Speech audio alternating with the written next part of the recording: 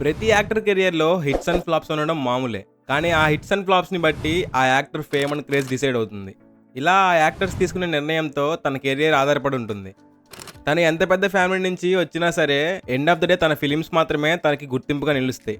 ఇలా తన కెరియర్ స్టార్టింగ్‌లోనే ఒక మంచి బూస్ట్‌తో వచ్చి నెక్స్ట్ సూపర్ స్టార్ అనే అనుకునే రేంజ్ నుంచి ఇప్పుడు చాలామంది అసలు గుర్తు కూడా పడని స్టేజ్‌లో వెళ్ళిపోయిన ఒక ఫెయిల్డ్ సూపర్ స్టార్ గురించి ఈరోజు మాట్లాడదాం. కళ్యాణ్ రామ్ గారు. నందమూరి ఫ్యామిలీలోనే ఒక చాలా ప్రామినెంట్ పేరు. అప్పట్లో ఆయన జూనియర్ ఎన్టీఆర్‌ని దాటేసే రేంజ్ యాక్టర్ అనుకున్నా.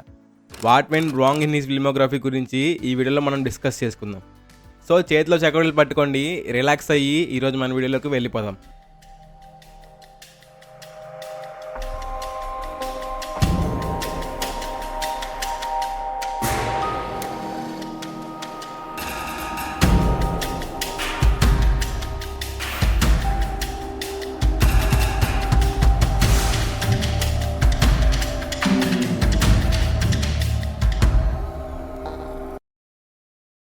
To be honest, Kalyan Ram గారు ఈజ్ ఎ గుడ్ యాక్టర్. మరీ very bad actor are Kamal Haasan range actor కాదు, కానీ ఇన్ ద ఇండస్ట్రీ చూసుకుంటే he is a worthy actor. But ఆయన ఆ యాక్టింగ్ స్కిల్స్ ఏమైతే ఉందో అది ఆయన ఫ్యామిలీ లెగసీ వల్ల ఓవర్ షాడో అయిపోయింది అనొచ్చు. లెజెండరీ సీనియర్ ఎన్టీఆర్ గారి మనవడు అండ్ హరికృష్ణ గారి కొడుకు అవడంతో audience expected Kalyan Ram to be as good as senior NTR. But ఆ టాస్క్లో ఆయన ఎక్కడో సీనియర్ ఎన్టీఆర్ గారి లెగసీని టచ్ చేయలేకపోయారు. అగైన్ ఇక్కడ ఈ స్టేట్మెంట్కి మీనింగ్ కళ్యాణ్ రామ్ గారు has his own acting style. అది ఎక్కడ కూడా సీనియర్ ఎన్టీఆర్ గారి నుంచి కంపేర్ చేయడానికి లేదు. And audience comparison just senior NTR గారితోనే ఆగకుండా ఈవెన్ బాలకృష్ణ గారు అండ్ జూనియర్ ఎన్టీఆర్ గారి వరకు వెళ్ళింది. ఈ కంపారిజన్ లేకుండా చూస్తే as an actor he is very talented in his own way. ఇక్కడ మనకి ఇంకొక రీజన్ వస్తుంది, అదే మాస్. నందమూరి ఫ్యామిలీ నుంచి జనాలు ఎక్కువగా ఎక్స్పెక్ట్ చేసేది మాస్ మూవీసే. అది మన బాలకృష్ణ గారు చెన్నకేశవరెడ్డి లాంటి సినిమాలతో నిలబెట్టుకుంటే, జూనియర్ ఎన్టీఆర్ అన్న సింహాద్రి అండ్ ఆది లాంటి సినిమాలతో నిలబెట్టుకున్నారు. వేరస్ కళ్యాణ్ రామ్ గారు చాలా తక్కువ మాస్ మూవీస్లో కనిపించారు. వాటిలో అతనొక్కడు ఆయన కెరియర్లోనే ఫస్ట్ బ్లాక్ బస్టర్ ఫిల్మ్ అయింది. బట్ ఆ మాస్ హీరో అనే ఇమేజ్ని కళ్యాణ్ రామ్ గారు సరిగ్గా క్యాచ్ చేయలేకపోయారు. అనదర్ హ్యాండ్ జూనియర్ ఎన్టీఆర్ గారు పోస్ట్ సింహాద్రి వరుసగా మాస్ సినిమాలు చేసుకుంటూ పోయారు. ఇలా చేయడంతో ఆయనకి ఫ్లాప్స్ పన్న మాస్ ఆడియన్స్లో ఒక మంచి ఫ్యాన్ బేస్ క్రియేట్ అయింది. బట్ కళ్యాణ్ రామ్ గారు మాస్ రోల్స్ని కాకుండా కమర్షియల్ ఫిలిమ్స్ చూస్ చేసుకున్నారు. దీనివల్ల ఆయనకి మాస్ ఆడియన్స్ కనెక్ట్ అవ్వలేకపోయారు. Next reason is lack of proper hits. Kalyan Ram గారి కెరియర్లో 21 ఫిలిమ్స్ ఉన్న ప్రాపర్ బాక్స్ ఆఫీస్ హిట్స్ మాత్రం హార్డ్లీ 4 to 5. లిటరల్లీ 2005లో వచ్చిన అతనొక్కడు సినిమా తర్వాత ఆల్మోస్ట్ 10 years వరకు వెయిట్ చేస్తే ఆయనకి పటాస్తో మళ్ళీ 2015లో క్లీన్ హిట్ పడింది. ఇలా బ్యాక్ టు బ్యాక్ ఫ్లాప్స్ వల్ల ఆయనలో ఉండే ఒక బాక్స్ ఆఫీస్ పుల్ ఎప్పుడూ వర్క్ అవ్వలేదు. ప్రొడ్యూసర్స్ కూడా ఆయన సినిమాలని లైట్గా తీసుకోవడంతో కళ్యాణ్ రామ్ గారి సినిమాలకి స్టార్ పూల్ లేకుండా పోయింది.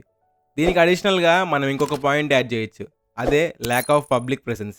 ఆయన పిఆర్ టీమ్ ఏం చేస్తుందో ఏమో కానీ మన కళ్యాణ్ రామ్ గారు అంతగా న్యూస్లో కానీ ఎలాంటి out side of film cabins కానీ కనిపించరు. యాడ్స్ కానివ్వండి ఆర్ క్యామియోస్ కానీ ఎప్పుడూ ఇలాంటి అవుట్ సైడ్ ఫిలిం యాక్టివిటీస్ ఆయన మనకు కనిపించలేదు. దీనివల్ల జనరల్ ఆడియన్స్కి ఆయన ఎప్పుడూ కనెక్ట్ అవ్వలేదు. బట్ ఇప్పుడు ఆయనలో ఉండే వన్ ఆఫ్ ద మెయిన్ ఇష్యూస్ని మనం గమనిస్తే అది స్క్రిప్ట్ సెలెక్షన్.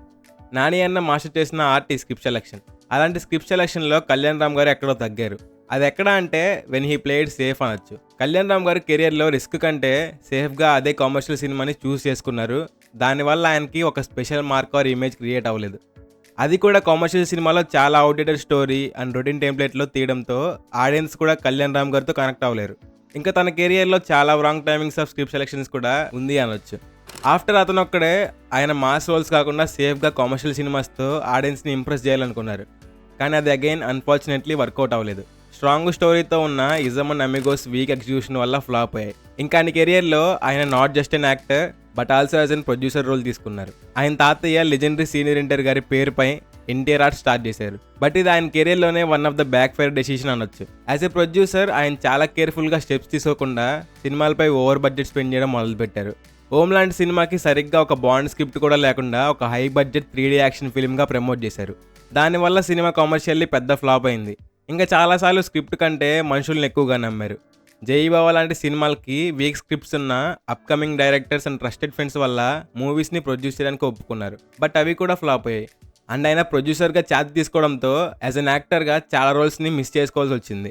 ఇంకా తన కెరియర్లో చాలా వరకు ఎక్స్పెరిమెంట్స్ని కూడా కళ్యాణ్ రామ్ గారు ఎంకరేజ్ చేశారు. ఫస్ట్ ఓం తెలుగులో ఫస్ట్ టైం మొత్తం సినిమాని 3D ఎఫెక్ట్స్ ఉన్న కెమెరాతోనే షూట్ చేశారు. దానికి హై బడ్జెట్ పెట్టి డెబ్యూట్ డైరెక్టర్ సునీల్ రెడ్డి గారి చేతికి ఇచ్చారు. But week story and over the top visuals ఉండడంతో సినిమా అప్పట్లో పెద్ద డిజాస్టర్ అయింది. నెక్స్ట్ ఇజం సినిమాతో ఎక్స్పెరిమెంటల్ జోన్లోకి మళ్ళీ ఎంటర్ అయ్యారు. ఈసారి స్టోరీ కూడా కరెక్ట్గా ఉంది కానీ వీక్ మేకింగ్ అండ్ డైరెక్షన్ వల్ల ఫెయిల్ అయింది. ఇలా అని కళ్యాణ్ రామ్ గారి అన్ని ఎక్స్పెరిమెంట్స్ ఫెయిల్ అయ్యాయని కాదు, బింబిసారా లాంటి fantasy and train travel based cinema కూడా కళ్యాణ్ రామ్ గారు తీశారు. ఈసారి సినిమాలో స్టోరీ అండ్ ఎమోషనల్ కనెక్టివిటీ మంచిగా సెట్ అవడంతో సినిమా బ్లాక్ బస్టర్ హిట్ అయింది. కానీ మెయిన్లీ క్వశ్చన్ ఏంటంటే జూనియర్ ఎన్టీఆర్ గారి రేంజ్కి కళ్యాణ్ రామ్ గారు ఎందుకు వెళ్ళలేకపోయారని. దానికి simple reason, did not update to trends. ఎప్పుడు కూడా కెరియర్లో actor should update with trend.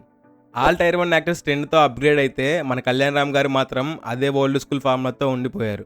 ఒక mass hero, family sentiment, love story, family in problem and ఎండింగ్లో ఒక మాస్ ఫైట్తో సినిమా కథం అనే రేంజ్లో మాత్రమే ఆయన సినిమా తీశారు. ఇంకా అలా అని ఆయన డైరెక్టర్స్ కొలాబరేషన్ కూడా చాలా వీక్గా ఉన్నాయి. జూనియర్ ఎన్టీఆర్ గారు సుకుమార్, రాజమౌళి అండ్ త్రివిక్రమ్ లాంటి డైరెక్టర్స్తో కొలాబరేట్ అయితే కళ్యాణ్ రామ్ గారు మాత్రం debate directors and mid range డైరెక్టర్తో కొలాబరేట్ అయ్యేవారు. ఇంక ఈ నాట్ అప్డేటెడ్ పాలసీ వల్ల ఆయనకి యంగర్ ఆడియన్స్లో ఫ్యాన్ ఫాలోయింగ్ చాలా తక్కువగా ఉండిపోయింది. ఇలా జస్ట్ చెప్పుకుంటూ పోతే జస్ట్ ట్రోలర్స్ అవుతాం. But let's analyse the points which can make him still a tier 1 hero. First, choosing powerful directors. Debate directors కాకుండా choosing directors based on skills. ఇంకా ఒక solid backbone genre like mass or ఎక్స్పెరిమెంట్స్తో settle అవడం instead of juggling between genres. Updating to trends and making movies which are powerful and relatable to audience. ఇలా ఒక మంచి audience base ఆయనకి create అవుతుంది. Promoting films and also connect with audience personally. మంచిగా social మీడియాలో యాక్టివ్గా ఉంటూ ఫ్యాన్స్తో పబ్లిక్గా మీట్ అయితే ఆయనకు కూడా ఫ్యాన్ ఫాలోయింగ్లో మంచి పేరు వస్తుంది. ఇప్పుడు స్టైల్ కంటే సబ్స్టెన్స్ ఆఫ్ స్టోరీని ఎక్కువగా నమ్మడం మొదలు పెట్టాలి. తనలో ఉండే యాక్టర్ని రీఎక్స్ప్లోర్ చేయాలి, కొత్త జనర్స్ని ఎక్స్ప్లోర్ చేయాలి. ఇలా చేస్తే మన కళ్యాణ్ రామన్నకు కూడా సూన్ ఒక మంచి టైర్ 1 యాక్టర్ లిస్ట్లో మనం చూడొచ్చు. సో ఇది గైస్ ఈరోజు మన అనాలిసిస్. ఈ వీడియో మీకు నచ్చితే లైక్ కొట్టండి అండ్ మీ ఫ్రెండ్స్కి కూడా షేర్ చేయండి. మీరు ఎంకరేజ్ చేస్తే ఇలా మంచి వీడియోస్ మీకోసం ఇంకా తీసుకొస్తూ ఉంటాం. సో ఛానల్కి సబ్స్క్రైబ్ చేసుకోవడం మాత్రం మర్చిపోకండి. Meet you in the next video. Until then take care, bye by.